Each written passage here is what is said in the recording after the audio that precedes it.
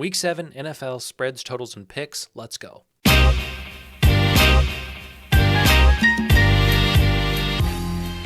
Welcome back to the Green Beans Go channel. It's your host, me, and we are switching it up from now until the end of NFL season unless I get a change of heart again. In the past, I've done prime time breakdowns, but that did not work for numerous amount of reasons. So instead, we are going to give you a whole slate overview, and that way people who are interested in betting can take this information and use it as they please, and people who are not interested in betting can also take this information and use it as they please, and maybe learn something about the game as we head into it. So I want this to appeal to a wider audience, and I was afraid that the primetime breakdowns were not doing that. This is something I plan on doing for the rest of the NFL season, so if you like the content, I appreciate the subscription, the like, the comment. All of that goes a long way in helping me grow my channel. Before we get started with the picks, I wanted to walk you through how the sheet is set up. I wanted to do it much like my Dinger Tuesday picks because a lot of people liked how I set that sheet up, so I wanted to mirror that for NFL. As you can see, I have the game listed and the spread pick next to the team that I like. I will also give you my over-under pick, and finally some key points that I think are important as we look at this matchup.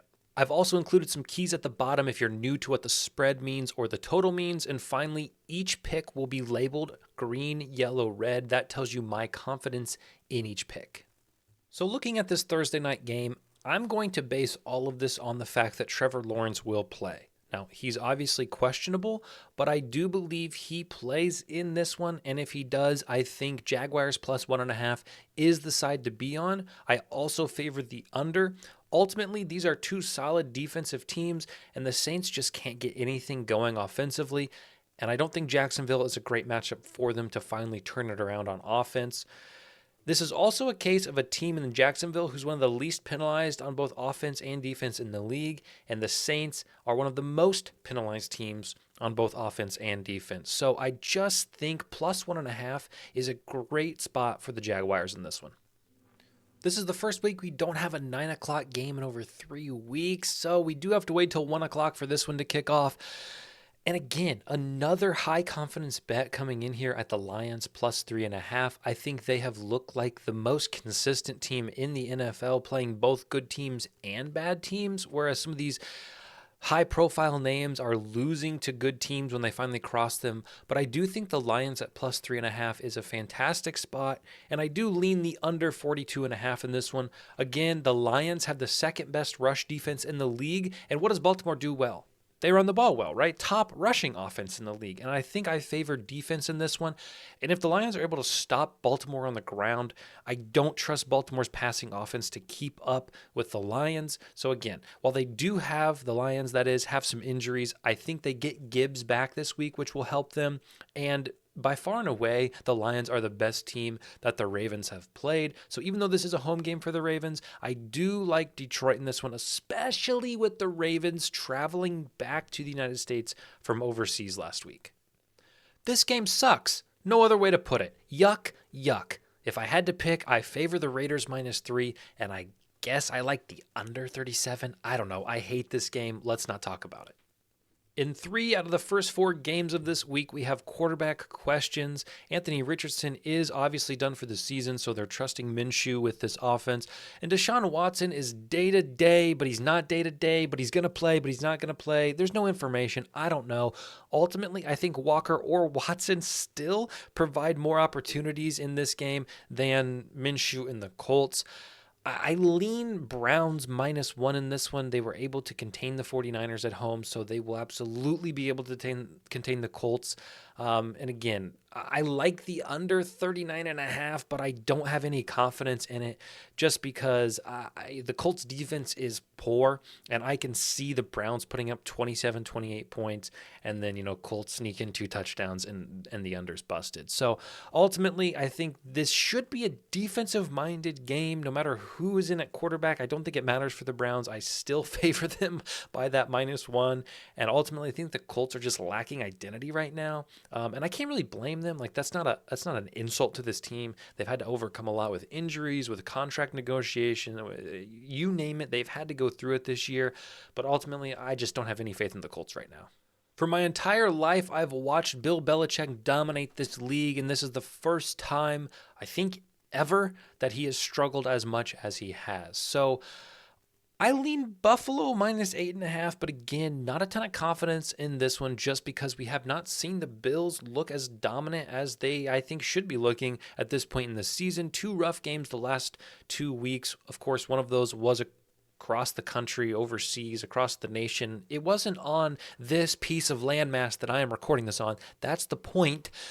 But the Patriots, but the Patriots certainly look worse. So I like the Bills minus 8.5, and I also like the under 41.5. These are two teams that are struggling a little bit, but I think the Bills are going to want to come into this game and prove a point. And I think if there is a point to be proven, it is against this team that is allowing 25 points per game, and they're only averaging 12. So I know I say I like the under, and I like the Bills to put up 30. That's why these are red. I see how that does not correlate, but I can see this being a 30-6 type of a game.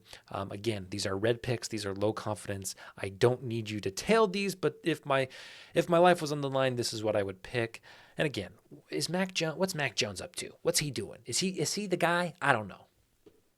This one is very interesting to me, and I just got an alert that Daniel Jones was limited in practice today, and part of me thinks that's a curse for the Giants. Tyrod Taylor looked like he was bringing more explosiveness to this offense than Daniel Jones did. However, he had Saquon Barkley, which Daniel Jones has really not had the luxury of having this year, so maybe that had something to do with it. Ultimately, I don't have a ton of confidence in this one either. My lean is over 39 just because Washington has allowed 30 points to opponents in 4 out of 6 games this year. And we know the Giants are not great themselves, although their defense did look certainly much improved against the Bills last week. I like the Giants +2 in this one, especially if Tyrod Taylor starts. I know that sounds crazy, but this is a Washington team that we saw lose to the Bears 40-20. So certainly can be exploited on the defensive side of the ball. If I had to make any bet or suggest any bet this week unrelated to the spread and the total, it would be over 19.5 team total for the Giants. I think that is far too low for as bad as this defense is. And as optimistic as I am about the Giants, Barkley back, hopefully Tyrod Taylor can bring that energy that he brought Monday night. A divisional matchup in Florida. I hate divisional matchups because they are the most unpredictable matchups in the NFL, but I do like the Bucs -2.5 here, and I like the under 38.5. Here's the deal, guys. The Falcons are bad. The Falcons are bad. The Falcons are bad. Desmond Ridder, Drake London, Kyle Pitts, Bijan Robbins. It doesn't matter. They're horrible. I mean, maybe I should say this. They're youthful, they're young, they're inexperienced, they're learning. They're bad, guys. Can they pass to win this game? I don't think so. Ridder has been a bottom. I think he's ranked 25th out of 32 quarterbacks in pretty much all passing categories. He just, and maybe it's not his fault. Maybe it's the offense's. I don't know whose fault it is. This team sucks. On the other side, I think Tampa Bay can stop the run, which is the only thing the Falcons can do offensively, but the Buccaneers have to find something on offense. Baker Mayfield is in love with Mike Evans, but it's like Mike Evans is not interested in Baker Mayfield. They can't develop a chemistry that they need to develop. This team has weapons like the Falcons, but I think if there's any time to get it going, it's in this game. So I see this being a fairly low-scoring game, 17-14, 17-10, 21-17. Ultimately, I like the Buccaneers -2.5 and the under 38.5. Moving on to the 4 o'clock games, and this one I think we have an opportunity.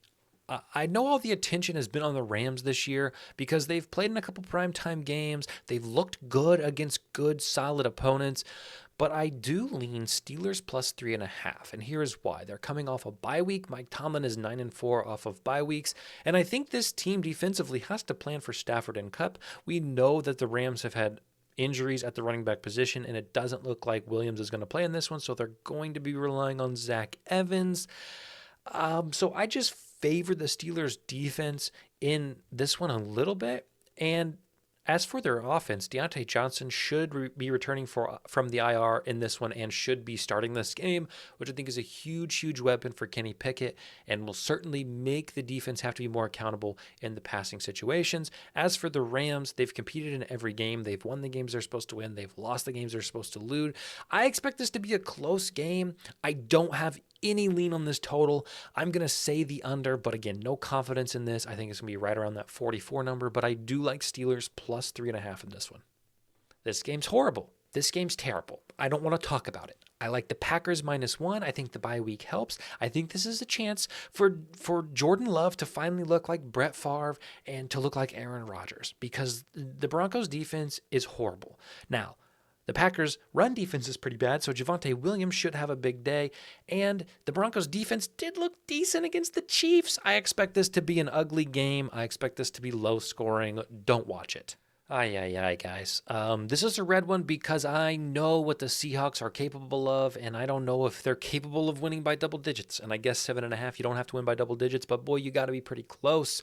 My lean is Seattle -7.5, and one of my best bets of the week is the over 44.5 in this game.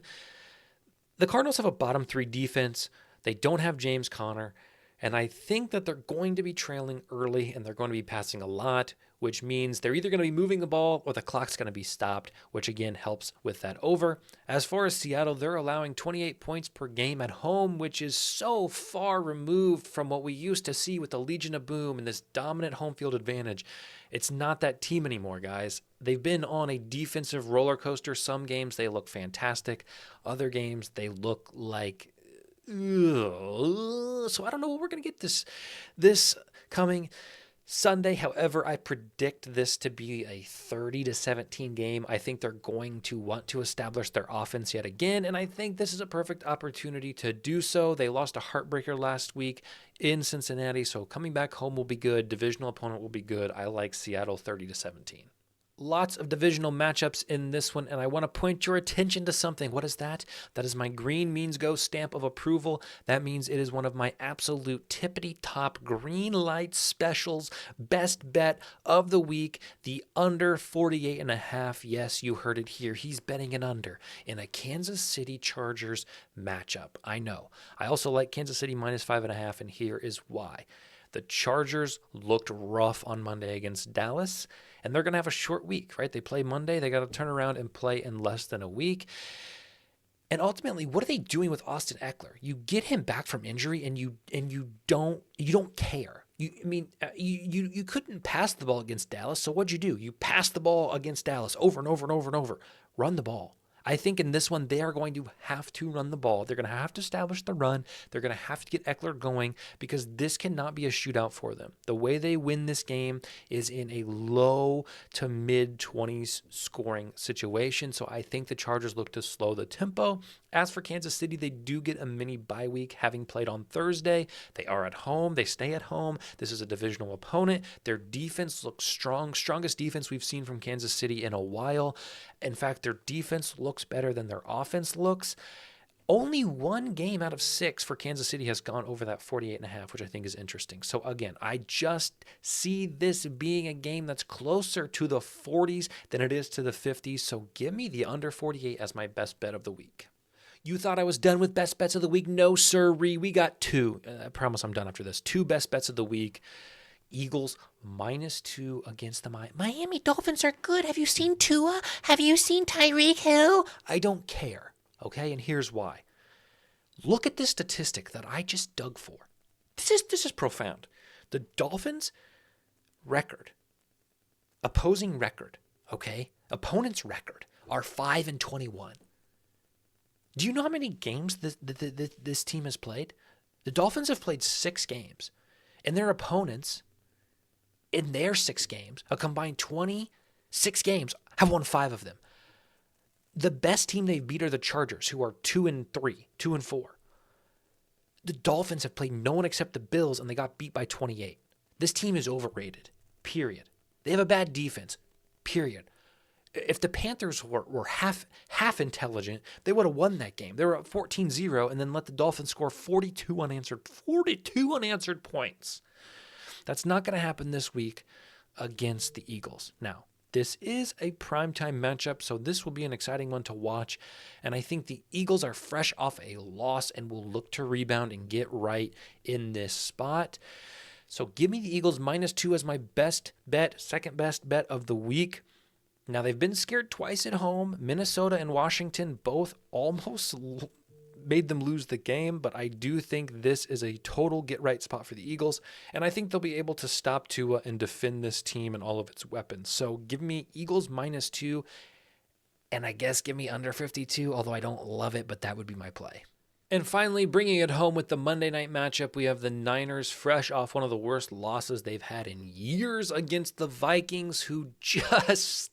Oh, you feel bad. They're like the kid at recess who wants to play with everybody, and nobody wants to play with them. It's just, my heart just kind of hurts for the Vikings. They're trying so hard, but they just look rough. So again, I don't have a ton of confidence in this one, but I do think San Francisco is the better team, and I think the conditions for this one will be much better than last week.